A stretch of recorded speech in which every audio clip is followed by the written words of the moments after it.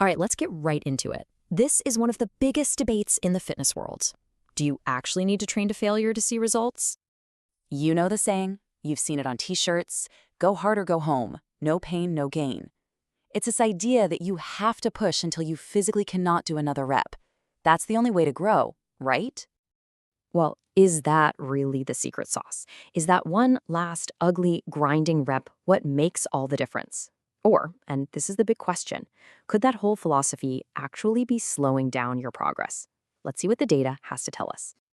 Okay, so let's unpack this whole no pain, no gain myth. And look, the idea kind of makes sense, right? You want to send the loudest possible signal to your muscles to grow, so you push them to their absolute limit, total annihilation. But if we're going to test that idea scientifically, we can't just talk about going hard. We need a better way to measure it. And that brings us to a really cool concept for measuring your effort, RIR. First, though, let's be super clear on what we mean by failure. This isn't just when things start to feel tough. We're talking about momentary muscular failure. That's the exact moment in a set where you physically cannot do one more rep with good form no matter how hard you try. Okay, so with that in mind, here's the tool that changes everything. Reps in reserve, or RIR. It's super simple. At the end of a set, you just ask yourself, how many more reps did I have left in the tank? It's a way to put a number on your effort. And this table breaks it down perfectly. If you rack the weight and you know for a fact you couldn't have gotten another one, that's a 0 RIR. You hit failure. If you think, yeah, I definitely had one more in me, that's a 1 RIR. If you could have done 2 more, it's a 2 RIR. You get the idea. This little scale is going to be crucial for everything we talk about next. All right, now that we've got our secret weapon, RIR, let's tackle the first big goal, pure, unadulterated strength. So what's the verdict? Well, when it comes to getting stronger, the science is actually crystal clear. You do not need to train to failure. Let me say that again. For strength gains, it is simply not necessary. And here's the why laid out bare. Look at this. On the left, training to failure, 0 reps in reserve. On the right, stopping just a rep or 2 short. The result? The strength gains are basically the same.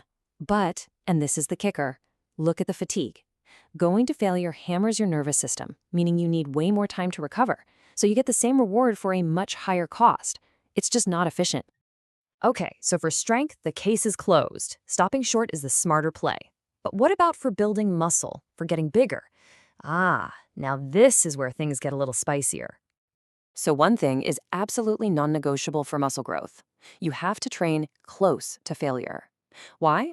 Because those last few difficult reps are when your body is forced to call in the big guns, all the available muscle fibers. That high level of effort is what triggers growth. No way around it. But here's that million-dollar question again. Does close to failure mean you have to go all the way to failure?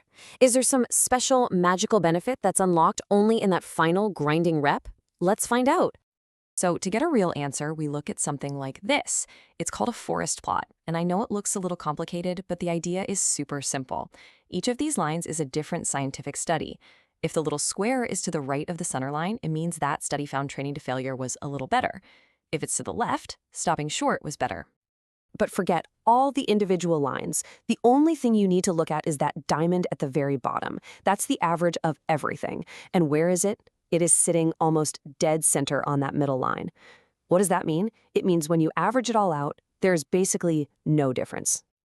So what does this all mean for you in the gym? It means that, on average, stopping 1 or 2 reps short builds just as much muscle as grinding yourself into the ground.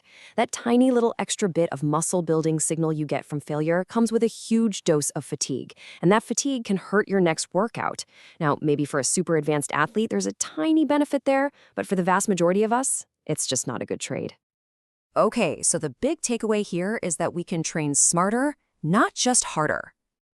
And let's be clear, this isn't an excuse to take it easy. The goal is absolutely to train hard. It's just about applying the right amount of hard for what you're trying to achieve. So here is your action plan, plain and simple. If you're training for max strength, you pretty much always want to stop with 1 or 2 reps left in the tank. Simple. If you're training for muscle growth, you've got a little more flexibility. You can train anywhere from 0 to 4 RAR. This means most of your sets should stop a little short. But you can, and maybe even should push a set to total failure every now and then. Just use it as a tool, not as the entire toolbox. Now, there is one last, really important thing to remember. Getting good at judging your RIR, that's a skill. It takes practice. At first, you might actually have to go to failure once in a while just to remind yourself what it feels like, to calibrate your internal scale. But with time, you'll get a real feel for it, I promise. So it turns out no pain, no gain isn't totally wrong. It's just a bit misguided. The real secret is smart pain, smart gain. It's about strategic effort. So the question I'll leave you with is, now that you know this, how is your next workout going to change?